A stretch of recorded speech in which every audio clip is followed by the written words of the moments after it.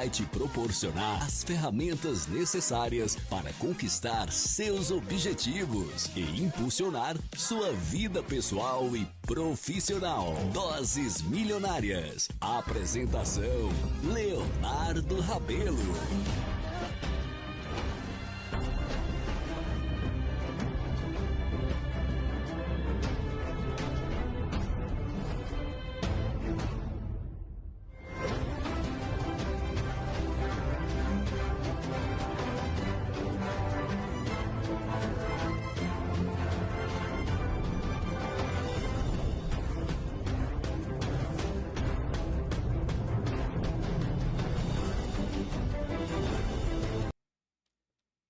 Olá, sejam muito bem-vindos a mais um episódio do Doses de Atipicidade, esse podcast que nasceu com a intenção de trazer mais informações sobre o autismo e a neurodiversidade.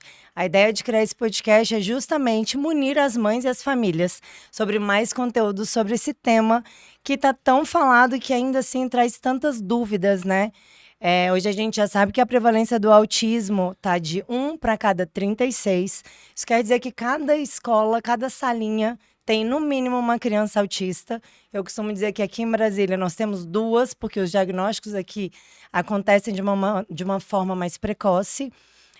E esse dado de 1 para 36, gente, é dado dos Estados Unidos, tá? CDC de 2023. O ano que vem, em 2025, nós teremos aí uma nova estatística e nós, de fato, não temos nenhuma esperança de que esse número reduza ou melhore.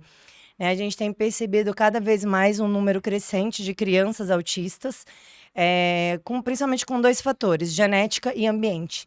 Então, tudo isso importa. Então, essa é a ideia desse podcast. Eu sou Carla de Castro, nutricionista, já há 5 anos atuando nessa área de neurodiversidade. Eu sou da primeira turma de formação de nutricionistas do Brasil, que atuam nessa área do autismo e também do TDAH. Então, aqui você vai encontrar muito conteúdo, muito acolhimento e muita praticidade para o seu dia a dia. E antes de apresentar a minha convidada querida, eu quero dizer que a ideia, a intenção de trazê-la foi justamente porque a gente está no mês de dezembro, iniciando dezembro, a gente já está numa fase de renovação de matrículas, e eu sei que essa é uma época muito complexa para as famílias, principalmente as famílias atípicas, neurodivergentes. Então, eu escolhi trazer essa convidada justamente para a gente falar um pouquinho sobre esse tema, que também é muito delicado. Então, Patrícia, seja muito bem-vinda. Patrícia Casa Santa hoje é a nossa convidada. Por favor, se apresente. Obrigada, Carla. Um prazer estar aqui com vocês. Eu sou Patrícia. Eu gosto sempre de dizer o que eu sou e não necessariamente o que eu faço. Então, eu sou uma aprendedora. Né? Eu amo aprender. Sabe aquela pessoa que era nerd na escola?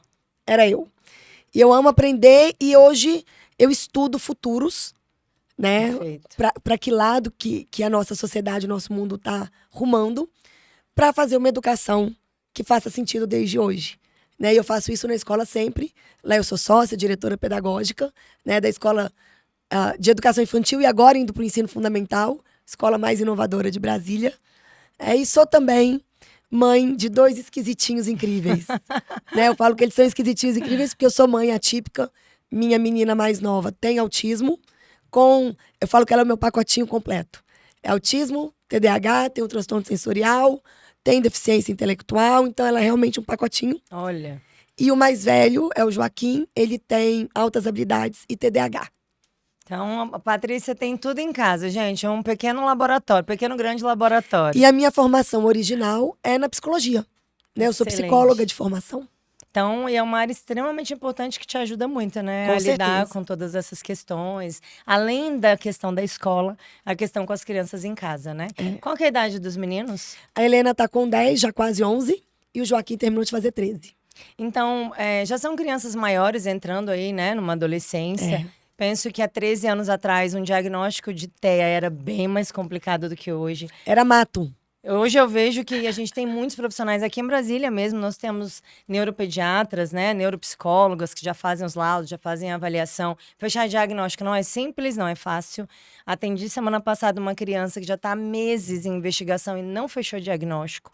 Tem alguns que são mais tranquilos, que a gente consegue fechar ali mais rapidamente, mas outros não. Ele tem um conflito ali de características de vários diagnósticos, então o dele ainda não foi fechado. E como é que foi a época, esse fechamento de diagnóstico? Há 13 anos atrás. Na verdade, veio da Helena, né? O de autismo, há 10 anos.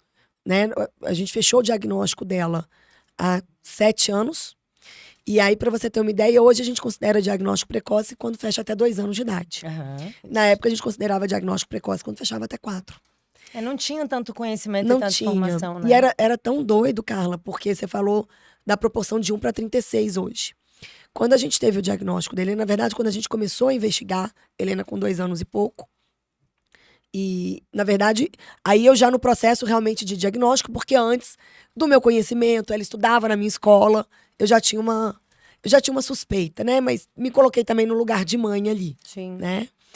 Mas eu lembro que era a incidência em meninos era de 1 para 32, porque essa de 1 para 36 hoje é uma média entre meninos e meninas, né? Exato. De meninos era 1 para 32 e de meninas era 1 para 64. A gente fecha muito mais diagnóstico em homens do que em mulheres. Hoje a gente já sabe que não é porque meninas é menos prevalente, não é isso. É por causa das estratégias de mascarar, né, que elas têm. O mimetismo comportamental é muito forte nas mulheres, né? Eu falo que as mulheres nascem imitando. Ela imita a mãe, imita a tia, imita a coleguinha. E nós mulheres somos educadas para dar conta de tudo. Sim. Né? Então, termina tendo isso. Mas é interessante porque eu ouvi de muitas pessoas, ouvi de médicos, inclusive, né? Ouvi de familiares, que a Helena não devia ser autista porque era muito incomum dar em meninas. Olha só. Né? Então, A falta de informação reina, né? E mesmo que fosse incomum e raro, não quer dizer que não tem. Exatamente. É incomum ganhar na loteria e várias pessoas ganham. As síndromes raras estão aí para provar isso. Inclusive, eu também atendo síndromes raras. E a gente tem uma população enorme com síndromes raras. Sim. Mesmo sendo rara, ela acomete algumas pessoas. Né? E é muito... Eu percebi, né, Helena, por várias questões na escola. Né? Então, assim, numa idade que ela devia estar interagindo mais com outras crianças, ela estava se afastando. Sim. A linguagem dela muito atrasada. E era interessante que Helena, com 2 anos, Helena não falava mamãe e papai com 2 anos e meio. Mas ela cantava mais de 90 músicas de cor. Olha só. E Isso eu já chama atenção, falei, né? gente, não está na curva padrão de desenvolvimento. É outra coisa que eu já quero deixar aqui de alerta para você, mãe, que está assistindo a gente agora, eu e a Patrícia. Cuidado com essa fala de cada criança tem seu tempo. Nós temos os marcos de desenvolvimento da criança. É claro, por exemplo, eu tenho uma sobrinha, a dona Maria, tá com 1 aninho, ela já anda desde os 10 meses. Ela começou a andar muito cedo. Sim. Não fala uma palavrinha, mas já anda. Já o Thomas, que é o meu outro afilhado, ele andou um pouco mais tardio. Então, cada criança tem, de fato, um tempinho diferente. Mas os marcos do desenvolvimento, eles têm que ser respeitados. Tanto é que esses marcos, eles dizem respeito a um intervalo de meses, né? Exatamente. A criança exatamente. caminha entre 9 meses até 1 ano e meio. Cara, se até 1 ano e meio ela não está andando, a gente precisa de investigar. A mesma coisa a fala, A fala né? vai ser aí mais ou menos dos 10, 11 meses, as crianças muito precoces, até 2 anos. Se com 2 anos não tem alguma coisa ali de vocabulário, a gente precisa investigar.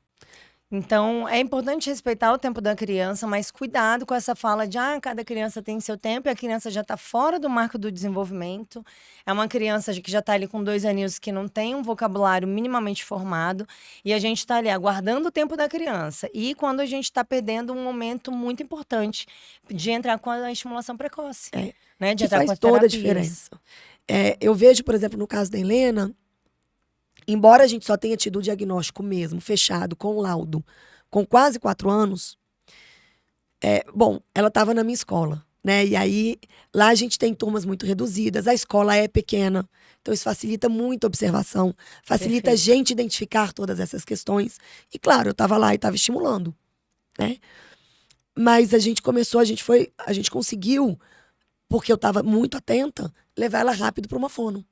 Então, ela foi estimulada na fono desde 3 anos de idade. Excelente. Gente, que hoje eu já considero tarde. E o trabalho com a fono é fundamental. Inclusive, nós teremos uma fono aqui, que já foi convidada, vai participar do podcast com a gente, justamente para trazer essas informações sobre atraso de fala. Nem sempre é autismo, mas Sim. muitas vezes é. Então, para mim, uma das grandes características nas crianças pequenininhas, né, os bebês ainda ali que estão em desenvolvimento, é esse atraso de fala, o balbuciar, o não chamar mãe e pai. Isso, para mim, é uma característica muito forte. Claro que nem sempre vai ser TEA, mas muitas vezes pode ser. E a gente tem que olhar, na verdade, o que tem ali. Né? E E tem às que vezes é um investigar, atraso né? de fala que depois vai passar. Por exemplo, o Joaquim. O Joaquim também falou muito tarde. Aham. O Joaquim, com 1 ano e 8 meses, eu estava grávida já da Helena, e ele tinha um vocabulário muito pequeno, assim, eram 4 palavras que ele falava. Também não está dentro do esperado para a idade. Exato. Consultei uma fono, ela falou, Patrícia, vamos esperar até 2 anos. Me deu algumas orientações. Se com 2 anos não aumentar este vocabulário, volta. Com 2 anos começou a aumentar, ele começou a fazer o som dos animais. Com 2 anos e 2 meses, ele parou a falar tudo. Eu dei uma relaxada ali, até porque a Helena estava para nascer, mas com 4 anos, ele precisou sim de um acompanhamento com fono. E olha que interessante. Ele tem altas habilidades e uma das áreas de altas habilidades dele é a linguística. E ainda assim teve um atraso.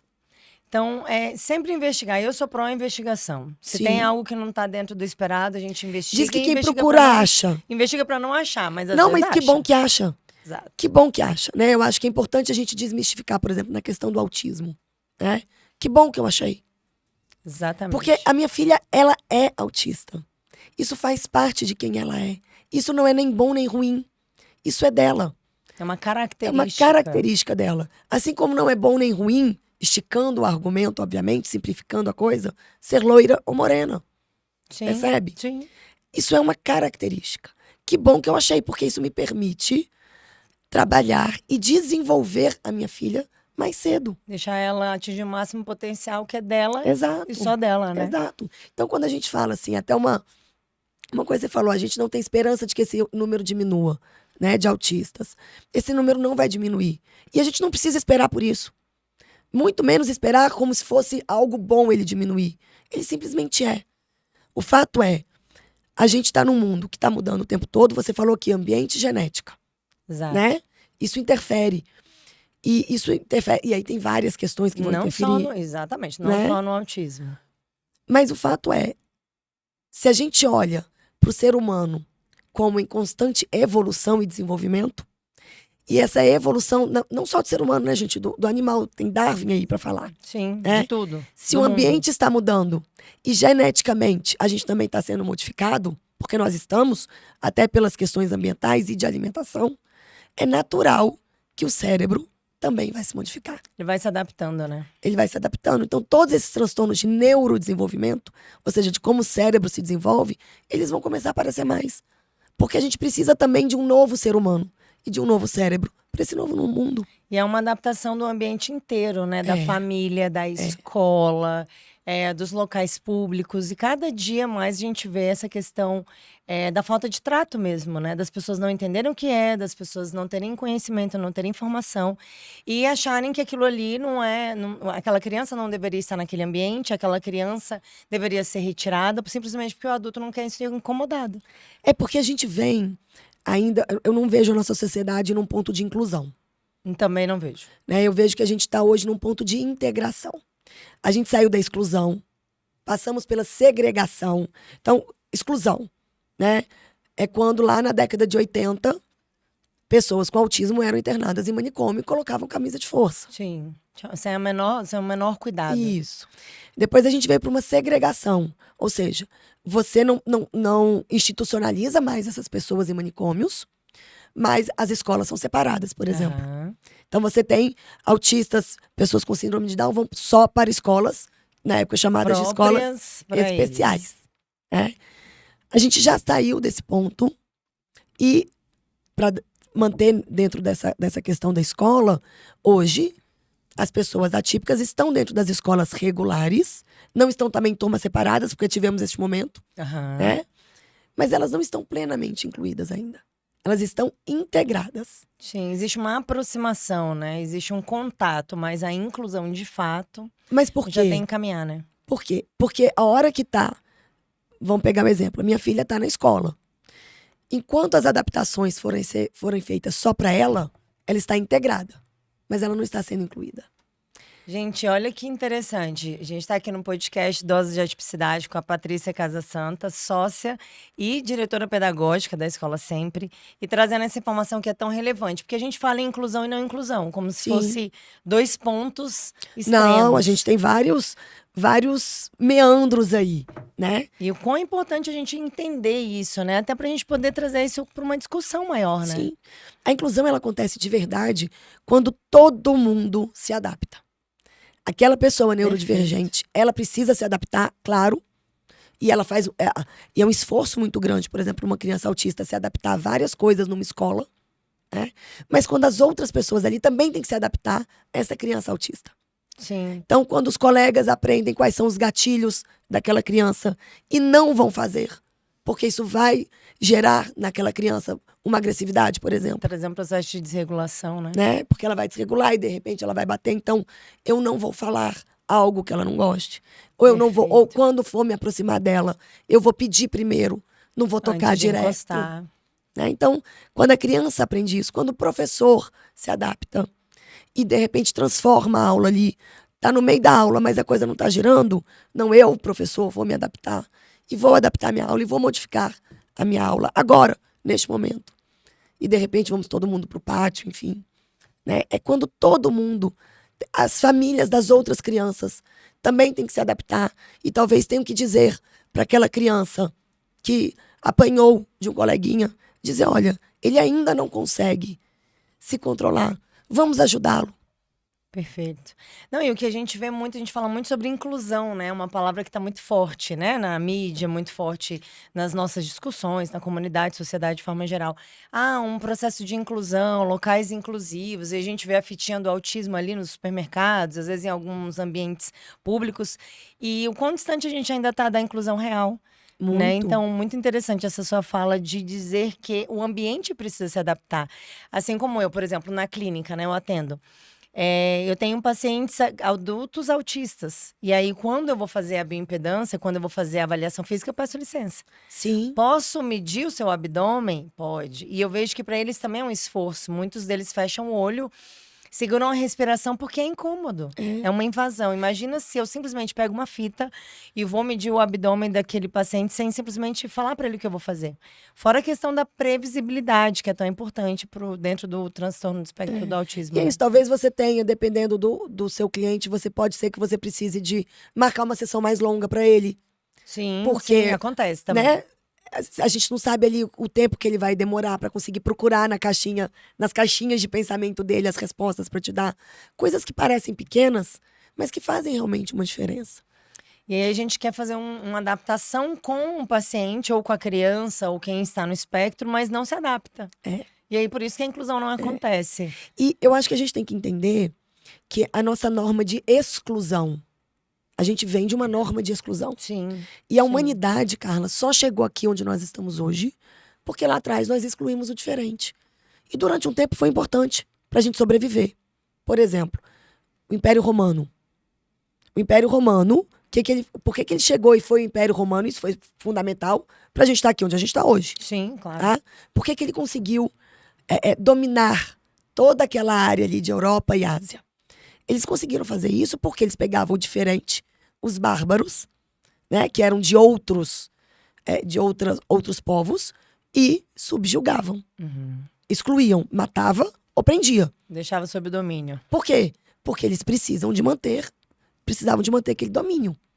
Perfeito. Então a gente veio com essa norma de exclusão nas nossas crenças, na nossa mentalidade. Desde sempre. Desde sempre. Só que hoje a nossa espécie típica, digamos assim, tá? A gente não sofre uma ameaça de vida iminente porque tem um autista no ambiente. Absolutamente. De forma alguma. Mas lá no fundo, no nosso modelo mental, a gente ainda está preso nisso. Sim. Então é importante a gente trazer para essa consciência nossa de que, por princípio, todos nós excluímos.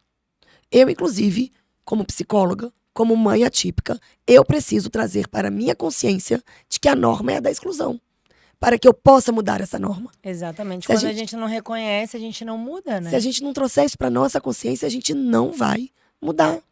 A gente precisa entender, enquanto sociedade, que a gente exclui mesmo. E a gente precisa sofrer com isso. A gente precisa, porque é muito doído. Sim. É das coisas mais difíceis, assim, você vê um filho seu não sendo aceito. Você vê. E amor também não é inclusão. São coisas diferentes também. Então, por exemplo, a minha filha é muito amada pelos colegas dela na escola, muito. Minha filha não é excluída, mas só o amor deles não bastaria. Sim. Se não tiver um processo Tem que real ter de muito inclusão. mais. E como esse trabalho é de formiguinha, né?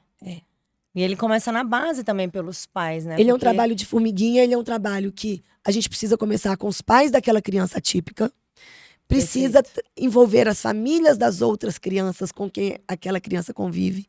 Então, por exemplo, quando minha filha chegou na escola atual dela, na primeira reunião, foi uma reunião online ainda, a gente estava em 2021 ali, ainda pandemia. Na primeira reunião eu falei, eu sou Patrícia, mãe da Helena, uma menina autista, e ela vai bater no seu filho. Já vou deixar o recado. Essa é a minha realidade, Sim. né? Estou à disposição para a gente conversar sobre como vocês podem conversar com as crianças. Sobre o autismo, ela tinha 6 aninhos. Como vocês podem conversar. E, quando ela bater, estou à disposição para conversar com vocês. Para que a gente possa trabalhar todo mundo junto. Entende? Só que a gente tem ainda tanta vergonha e tanto medo. Eu vejo os pais quando chegam na Sempre, que a criança já tem diagnóstico, a gente tem vários lá. Uhum. Eu vejo como eles chegam com medo, inseguros, envergonhados. Até porque eles já sofreram. Mesmo que seja uma criança com 2, 3 anos, eles já sofreram. Já vem de um processo de exclusão, já vem de um processo de capacitismo. E a gente fala muito sobre isso, né? O luto do filho perfeito, Sim. que é um luto que eu particularmente não vivi, porque eu desde a psicologia sabia que eu ia ter, dos meus filhos, pelo menos um seria atípico. Eu já tinha isso muito certo pra mim. Olha, que curioso. Mas é um luto, assim, né? A nossa sociedade ela é feita por um padrão. Sim. E aí você recebe uma criança que é fora de padrão. E aí o medo da mãe, né? Do que ela vai sofrer, do que ela vai passar. Todas as mães que vêm aqui falaram a mesma coisa. Carla, a gente quer colocar numa redoma. A gente quer proteger de tudo. A gente não quer que nada aconteça. A mãe típica já é assim, natural da mãe. A atípica, eu acho que triplica, né? Esse cuidado, essa vontade de proteger. E ao mesmo tempo, a gente precisa entender que essas crianças, elas precisam de regras, de limites. Elas precisam, sim, de uma proteção maior do que as outras. Mas como que a gente vai oferecer isso? Quais são as estratégias? E para cada criança atípica é de um jeito. Exatamente. Quando a gente fala do transtorno do espectro autista, exatamente isso, é um espectro. Cada um vai ser de um jeito. Não tem igual. Mesmo com o mesmo diagnóstico, a mesma idade, mesmo sexo, é diferente. Por isso que é espectro. Assim como eu falo sobre espectro de normalidade. Sim. Não é um ponto, é um espectro. Né? A gente tem ali um intervalo onde pessoas são extremamente diferentes, com alguma correlação, mas que cada um guarda a sua individualidade. Exato. Né? Eu falo que a criança autista é como a onda do mar. Ela vai de um jeito e ela volta de outro. Até para a própria família todos os dias. Né? E a gente se transforma nisso também. A gente como família, a gente como professor, como escola. Né? Acho que outro dia eu estava numa discussão numa conversa, né, com gestores escolares. A gente está com algumas mudanças na legislação em relação à inclusão, que eu vejo como muito positivas. Ótimo. Né? Acho uma pena que a gente precise de ter essas discussões, mas entendo que agora elas são necessárias. Mas tá todo mundo muito, muito ansioso. É muito difícil fazer uma inclusão de verdade no sistema de ensino que a gente tem hoje. Não é fácil. Perfeito, já vou puxar o gancho e me conta um pouquinho, conta aí para quem está assistindo a gente, como é que funciona a Escola Sempre e como que é essa metodologia, né, da educação disruptiva infantil, como é que funciona tudo isso? Assim, a escola, ela já é muito fora do padrão. Então, isso facilita muito para trabalhar tanto no espectro da normalidade, como você disse, quanto da atipicidade. A gente não tem sala de aula para início de conversa. Gente, quando eu conversei com a Patrícia e ela me falou isso aí, eu fiquei assim, como assim? Como assim? Exato. Você não tem Como sala funciona, de aula? né? Como funciona isso aí na minha cabeça? Eu imaginei um monte de criança junto. Falei, não, calma, me explica direito, vamos lá. A gente não tem sala de aula, a gente tem turmas. As nossas turmas, elas são multidade, o que facilita muito para a inclusão. Sim. Porque eu não estou trabalhando com todo mundo. Eu já falei que criança não é produto de indústria para ter número de série. Gente, então eu não estou trabalhando por idade ali. Eu estou trabalhando por perfis. Então eu monto as turmas conforme os perfis das crianças. Então eu tenho turmas de 1 e 2 anos, 2 e 3, 3 e 4, 4 e 5. E a turma de 6 anos, né, do primeiro ano. E eles têm seus espaços base. Minhas turmas são super reduzidas, de 12 a 15 crianças no máximo. Sempre com a professora mais auxiliar e mais as auxiliares volantes. E isso fica bem mais fácil, né, Paty, para poder controlar essa. Não é nem controlar, mas para você monitorar a atividade dessas crianças. E para você conseguir acompanhar de fato, Sim. entender a necessidade de cada criança e criar as estratégias para elas. Imagina como é diferente uma escola regular com 40 alunos, mais ou menos. Você tem, sim, 40 alunos. Normalmente, na educação infantil, eles estão colocando 20. Tá, vamos pela metade, 20. Mas entre 20 e 12, você tem Sim. a metade da metade aí, né? Sim, exatamente isso. Muito mais efetivo. É. E aí eu tenho vários espaços de exploração. Então, tem um ateliê de artes, tem um cantinho do teatro, tem uma sala de pesquisa, tem uma área verde enorme, onde eles podem fazer várias atividades. Então, e aí as aulas, né, que seriam aulas, são atividades onde eles constroem várias Excelente. coisas. E ali a professora trabalha todo o currículo, porque o conteúdo é muito importante. Sim. Só que como o meu currículo não é engessado, é um currículo flexível. Por exemplo, para uma criança atípica, ela, na verdade, qualquer criança, elas não precisam todas aprender as cores em fevereiro. Imediatamente, como é feito na escola regular. Exatamente. Uma criança que é mais lógico, matemática, talvez aprenda a cor em fevereiro. E uma outra que é mais sinestésico, corporal, vai rasgar muito bem o papel em fevereiro.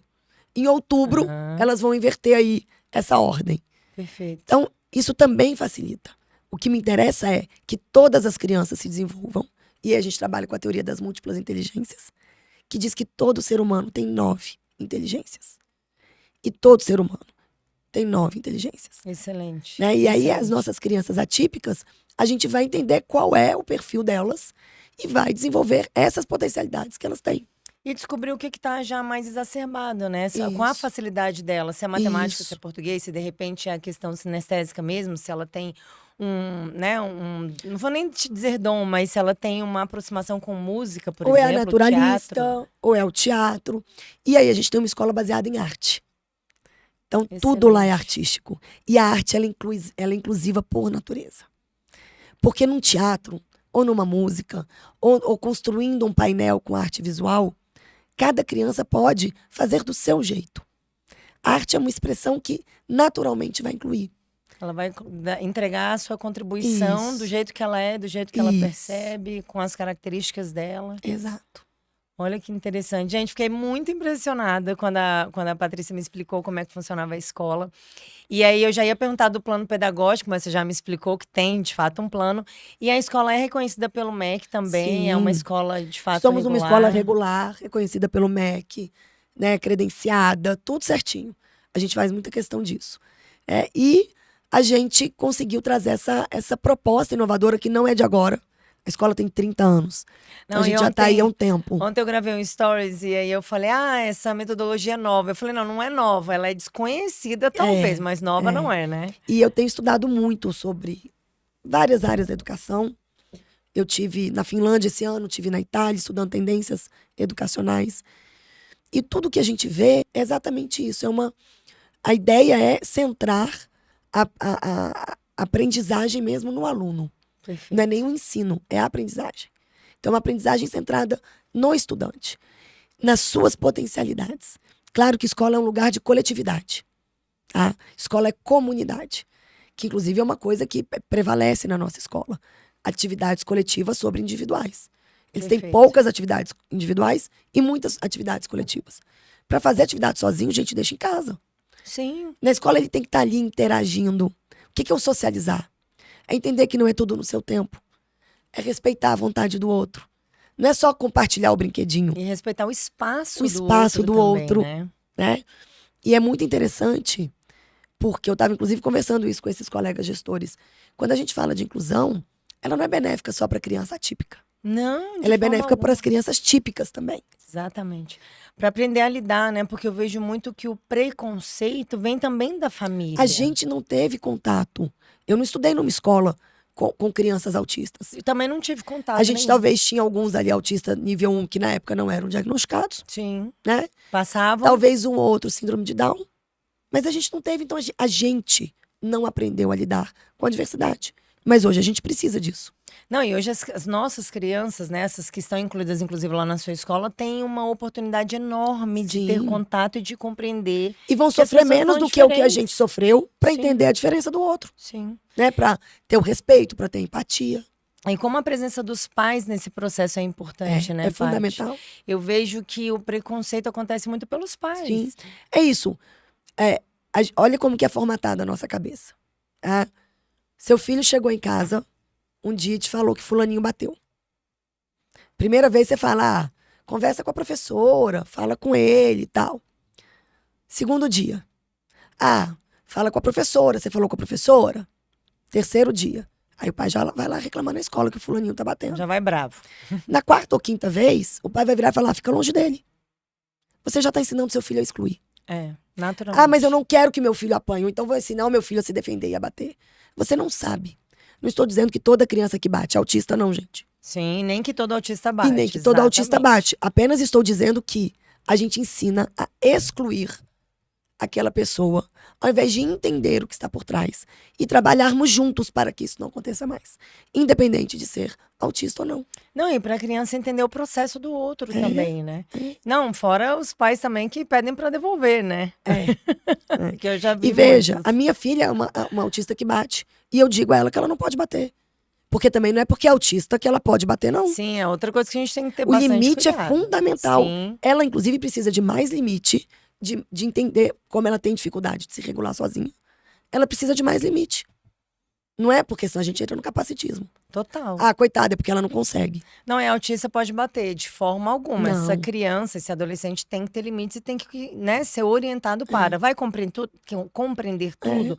Talvez não naquele momento, mas é um processo. Né? Agora, se a gente diz, não, é autista, por isso é assim. Eu vejo muito isso na clínica. Isso é capacitismo. Capacitismo. Não, tem dores gastrointestinais, né? Eu falo muito isso aqui também na clínica, né?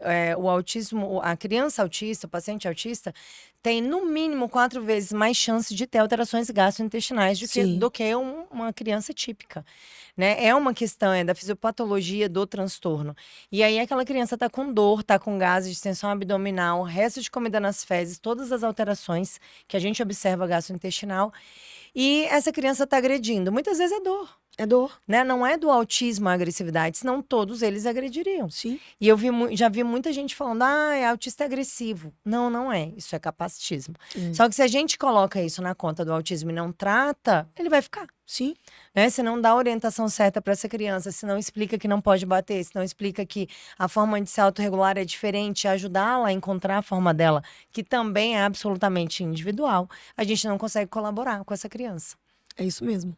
E a gente observa que muitas vezes os pais, como a gente está falando dos pais típicos, não sabem lidar e não conseguem orientar a criança nesse sentido. E eles não sabem porque eles nunca aprenderam mesmo, ninguém nunca ensinou. Sim. Né? E eu acho que é importante, por exemplo, um programa como esse, para educar também a gente enquanto pai e mãe. Eu acho que isso é fundamental. Né? E a aproximação dos pais com a escola, Com a né, escola. Paty? Como é que você faz lá na Sempre? Como é que você aproxima isso? Qual o modelo de vocês? A gente tem uma comunidade muito bacana, eles são muito legais. Claro que sempre vem, assim acontece. Meu filho tá reclamando fulano, né? Eu sempre tenho uma conversa franca com os pais e digo, olha, em algum momento a gente vai precisar de contar pros pais dos coleguinhas que ele é autista. Eu acho que isso fica a critério da família. Sim, então né? tem a família que prefere não abrir o diagnóstico. Eu oriento que conte, eu conto a minha experiência, eu digo como isso foi importante, né? Então, eu deixo isso muito tranquilo, mas deixo, né, a critério da família. Cada família decide. Mas hoje, cada vez mais, eles estão falando abertamente, né? E aí, o que a gente vai trazendo quando os pais vêm olha, você já parou para pensar por quê que isso acontece? Eu levo o próprio pai a refletir. Perfeito. Por que você acha que isso acontece? Você já parou para pensar que existem várias outras questões que podem levar uma criança a bater, que não seja o fato simplesmente dela ser agressiva? Porque, eticamente, eu não posso, se a família não me autoriza a contar, Claro, não posso falar nada. Isso é uma decisão dos pais. Até para a própria criança, né? A criança precisa saber do diagnóstico dela, mas são os pais que decidem. Agora, lá a gente trabalha com crianças muito pequenininhas. Então, elas ainda não estão na fase de entender o que é ser autista. Sim, não compreendem o próprio diagnóstico. Agora, a gente fala, por exemplo, com as crianças, olha, ele tem mais dificuldade de se controlar nisso. Ou ele não consegue comer tal coisa. Quando eu tenho uma criança muito seletiva. E aí mostro para aquela outra criança porque isso acontece. Por que eu preciso comer feijão e ele não? Sim, aí começa a fase, né? da comparação. Ele não consegue. Você não consegue ficar parado muito tempo. Ele não consegue uma coisa, você não consegue outra. Cada um aqui vai ter o que precisa. Ótimo. Então eu trago, você não consegue, sei lá, contar até 30. Porque às vezes eu pego uma coisa que eu sei que nenhuma criança consegue. Aham. Se você ainda não consegue contar até 30. Um dia você vai aprender a contar até 30. Um dia ele vai aprender a comer feijão. Então a gente tem que trazer essa coisa naturalizando, sabe? Que foi onde eu falei, enquanto a gente não entender que a nossa norma é da exclusão, e a gente não entender que a gente precisa trazer para a consciência, a gente não vai conseguir mudar isso. Nossa, Então, quando você incrível. naturaliza e vai colocando isso no dia a dia da criança, elas entendem. E aí elas começam a levar para casa. Pai, você sabia que eu tenho um amigo que não come feijão? Mas eu também não consigo contar até 30. Sim, aí eles vai da escola para casa, né? E É. leva os pais a refletirem também. Exatamente. Nossa, muito interessante. E aí, se a criança não entende esse processo de que o normal do humano, como você diz, é a exclusão, ela também não consegue compreender esse processo. Também não consegue. Eles são muito pequenos, mas é importante que desde pequenos eles comecem a entender isso. E é onde a gente traz, tá? Você ia gostar que, se você não dá conta ainda de contar até 30, alguém ficasse falando que você não dá conta de contar até 30, e por isso também não vai ficar perto de você? Ou por Vai isso te também. excluir, né? E aí você começa a trazer empatia, você ia gostar? E ao mesmo tempo olhar também para essa outra criança típica e dizer para ela o que você pode aprender com o seu colega. Porque às vezes a gente olha para aquela criança autista e acha que ele não tem nada para ensinar. Sim, capacitismo também. Então, o que você pode aprender? Né? Então, o nosso currículo é baseado em arte e no desenvolvimento socioemocional. Então, a gente está sempre olhando.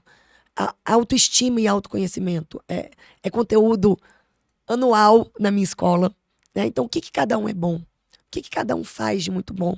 E o que cada um ainda não é bom? O que cada um precisa aprender? Né? Onde é que está a oportunidade de melhoria em cada um, né? Isso. Incrível isso. Isso. E é muito legal, a gente tem visto assim um desenvolvimento muito bacana das crianças. Eu ia te perguntar exatamente isso. Você tem, de repente, um case lá na escola de uma criança que entrou, que tinha alguma questão mais delicada, que você percebeu a evolução? Eu tenho vários, assim. Tem uma recente que a família levou em setembro do ano passado. Eles Nossa, e mudaram. no meio do semestre é tão difícil para criança, Ela estava né? em sofrimento em outra escola. E a mãe muito sofrida, muito sofrida. A menina é autista. E a menina estava realmente sendo excluída. E aí, quando ela conversou comigo, eu falei, traz, a gente recebe agora em setembro. A acompanhante terapêutica pode vir quantas vezes você quiser. A gente é muito Ai, que legal. aberto. Para os psicólogos. Inclusive, eu gosto porque a gente aprende com eles. Sim, né? a equipe multidisciplinar É ela é muito fundamental. valiosa, né? E foi impressionante, assim. A menina, desde a primeira semana, e a gente falou, vamos tomar todo o cuidado necessário com a adaptação. A menina ficou sozinha na escola desde a primeira semana. Olha só. Ela se sentiu realmente muito bem. Claro, a T precisou de ajudar, né? Ela, na outra escola, ela não brincava com ninguém no intervalo. Ficava excluída, sozinha. Porque o autista tem a maior parte. Por exemplo, a minha menina é autista super sociável. Mas ela tem dificuldade de interação. Isso é uma característica. Sim. Né? Essa menina tem dificuldade. Mas ninguém ensinou as outras crianças a se aproximar dela. As outras pessoas, os adultos da escola, não fizeram o meio de campo entre ela Com e ela. as outras crianças. Lá na escola, ela não passa 1 minuto sozinha. 1 minuto sozinha. Todo mundo já foi orientado. Não, e e a gente... é aprender mesmo, né? É natural da nossa escola. Sim. A É um gente olha, tem uma processo. criança sozinha, deixa eu entender o que está acontecendo. Às vezes é uma criança que quer ficar sozinha. E mas precisa ser respeitada. Ainda assim, uma criança de 3 anos de idade, ela não quer ficar sozinha todos Não. os dias. Por Não meia hora. mesmo. Por 40 minutos. Por 1 hora. Com certeza ali tá acontecendo alguma Tem coisa. alguma coisa. Então, vamos lá, com quem que você quer brincar? E ensinando mesmo. Vamos dar bom dia. E trazendo as outras crianças. Ah, mas a gente tá brincando de tal coisa. Vamos mudar a brincadeira para que ela possa brincar junto.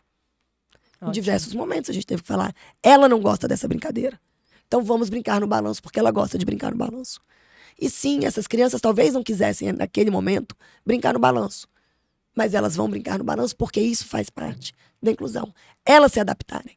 Não, e a negociação também com a criança típica Sim. de dizer agora a gente vai pro balanço, mas depois. Depois. Mas por que primeiro tem que ser o balanço? Porque ela tem mais dificuldade de ceder. Vamos primeiro no que ela quer. Depois, a gente vai fazer o que você quer. E isso dá trabalho, né, Patrícia? Muitas vezes, talvez por isso as escolas que É o não mais têm esse fácil. olhar É, o mais fácil é deixar. não atuem É dessa dizer, maneira, né? não, ela tá lá sozinha porque ela quer.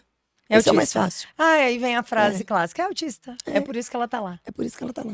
Gente, a AT que a Patrícia falou é apoio terapêutico. Então, Isso. ela abre a escola para quem acompanha a criança, né? As Às psicólogas. vezes é psicólogo, às vezes é fono, às vezes é pedagogo mesmo. Perfeito. Fora as nossas auxiliares de classe, os nossos monitores que a escola tem também Já e oferece. que é obrigatório oferecer. Sim, então, antes da gente iniciar o podcast, eu perguntei para a Patrícia em relação a monitores. Ela falou que toda sala, independente de ter uma criança atípica ou não, tem um Tem monitor. pelo menos um, Pelo menos um. E ela ainda tem os monitores volantes, né? Que acompanham Isso, essas crianças quando necessário. É porque a gente precisa. Algumas crianças autistas vão precisar de um apoio em tempo integral, outras não.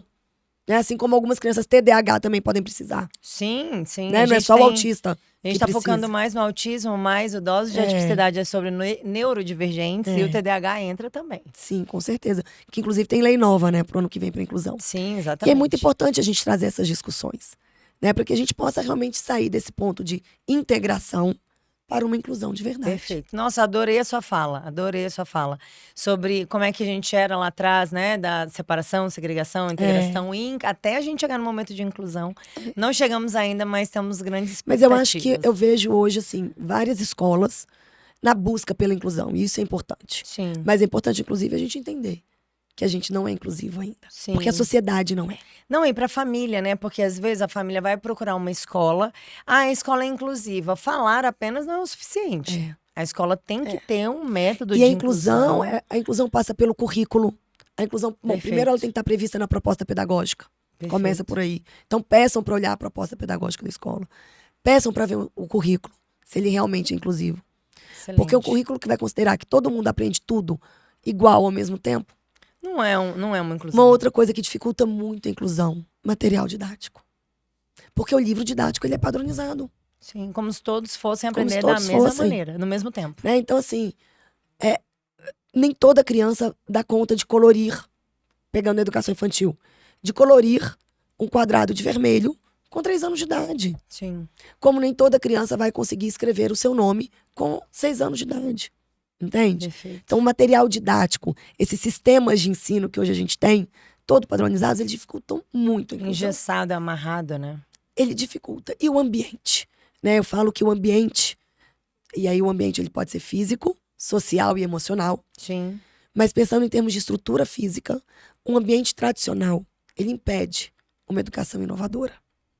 E um ambiente inovador, ele facilita isso. E facilita também a inclusão, porque as crianças lá, elas não estão fechadas dentro de 4 paredes o dia inteiro. Então, sair para se regular é algo natural lá. Uma criança que desregula dentro de uma sala de aula, a dificuldade que ela tem para se Às vezes, autorregular. às vezes a gente tem dificuldade até de tirar essa criança. Sim. Lá é natural. Ela já natural. entende que ela tá E mais todos livre. saem em algum momento para se regular. Sim. Até os típicos, né, gente? Tem um Sim. momento que a criança também tá ali.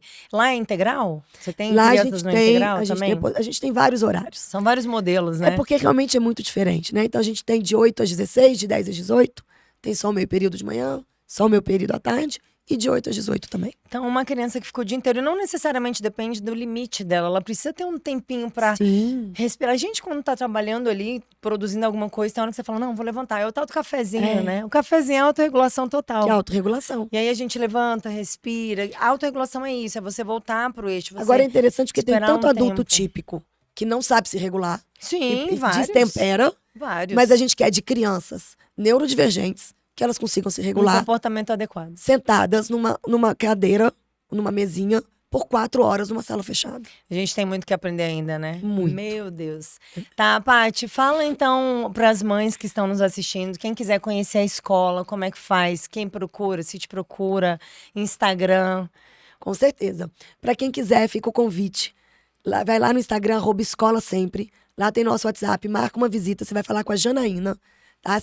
E aí, se você for mãe atípica, fala com a Janaína que você é mãe ou pai atípico, peça que eu esteja lá, que ela marca comigo. E eu tô também disponível no meu Instagram, @PatriciaCasasanta, pra gente conversar um pouquinho mais. Gente, vocês viram quão rico é o conteúdo da Patrícia, né? Eu tô assim, meu Deus. Não conhecia a escola dela, não conhecia essa metodologia, que para mim é inovadora. Eu acho que é exatamente o que as nossas crianças precisam. As crianças atípicas se beneficiam muito, não só as Sim. atípicas, mas as típicas também. Com certeza. Tem muito conteúdo ainda, gente. Vou com certeza trazer a Paty aqui mais uma vez pra gente continuar nessa conversa. Temos outros projetos aí pela frente, né? De repente a gente consegue Muitas parcerias vindo. emplacar mais alguns projetos juntos, mas já deixo aqui a promessa de trazê-la de novo para conversar um pouquinho mais com a gente. A escola inclusiva ela é extremamente importante, né? Esse podcast é para falar sobre isso, é para falar sobre inclusão também, é para falar para as mães atípicas, as famílias atípicas que às vezes estão tão perdidas. Meu Deus, a criança vai para a escola agora. Quem que eu procuro? Qual escola eu procuro? O que eu tenho que saber? O que é importante? E isso fica uma incógnita, né? E cada um diz uma coisa. Eu falo muito isso aqui. O Instagram tem muita informação, rede social tem muita informação, o Google tem muita informação e as mães ficam soltas, perdidas. Procurem uma linha de atuação para que vocês possam seguir um único caminho. É muito complexo seguir muitos profissionais, né? Tem falas completamente diferentes. Claro que vocês vão ouvir de alguns profissionais que uma escola maior é melhor, tem mais estrutura. E a gente fala das escolas menores. Então, defina a linha que vai ser mais vantajosa para sua criança. Procure alguém que de fato tenha experiência, porque é um momento muito importante, né? A primeira infância ali, esse período ali, pelo menos até os 5, 6 aninhos, quão é importante para o desenvolvimento da criança e após isso também. Mas o início eu acho que fica muito marcado, né? Sim. Então, uma criança que passa por dificuldade nessa fase, igual você falou, 3 aninhos ela já estava em sofrimento. É muito complexo. E as crianças atípicas, elas vêm desse processo, né? Infelizmente, nós ainda não estamos preparados, mas acreditamos que, né, estamos caminhando para um futuro melhor, com certeza. Com certeza. Eu acho que é importante a gente conversar, naturalizar, como eu falei. Por isso que eu falo que eu sou mãe de 2 esquisitinhos incríveis. Né? Eu acho que esquisitice todo mundo tem. Sim. Vamos normalizar isso, né? Claro que assim, dá medo, né? Falando como mãe, a gente não sabe o que vai ser o dia de amanhã, né? A gente sabe do nível de sofrimento dos nossos filhos, enquanto mães e pais atípicos. Mas eu acho que é importante, né? A gente estar junto, a gente conversar, a gente naturalizar e a gente ver as formas também que, infelizmente, a gente está nesse ponto, né? Mas educar a sociedade, educar outras famílias típicas para que elas possam ajudar nesse processo de inclusão. Perfeito. Então, Paty, obrigada. Gente, já vou mostrar aqui para vocês. Esse aqui é o Biovit. Para quem não sabe, eu sou speaker da marca. Gosto muito. O Biovit, ele é um imunomodulador. Eu uso muito com crianças típicas e atípicas. Então, o papel dele é exatamente melhorar todo o sistema imunológico, partindo aí do intestino. Nós temos um cupom de desconto lá no site deles, sembiofarma.com.br. Nutri.carla é o cupom, se você quiser adquirir, quiser conhecer. Então, fica aí o convite. Esse aqui é seu. Oba! Um presente por você ter aceitado o meu demais! convite. Tenho certeza que todo mundo gostou muito do conteúdo. Gente, dúvidas, mandem no meu direct. Pode mandar no direct da Paty também. Ela está totalmente disponível aí para tirar as dúvidas, se alguém quiser conhecer a escola. Inclusive, eu vou lá para conhecer a escola também. E é isso. Quero deixar um recado para vocês de que o reprise desse podcast vai ser disponibilizado no domingo que vem, 12h30, lá no nosso canal do YouTube, Nutri Carla de Castro, /Dose de Atipicidade. Coloca Dose de Atipicidade que vocês vão me encontrar. Então, eu estou colocando todos os episódios do podcast lá no YouTube para vocês conseguirem assistir. E muito obrigada mais uma vez pela audiência de vocês. Na semana que vem eu volto com mais uma convidada e vou deixar o convite para amanhã vocês assistirem também o Doses Milionárias. Paty, muito obrigada pela presença e até o nosso próximo encontro. Com certeza, foi um prazer. Um beijo.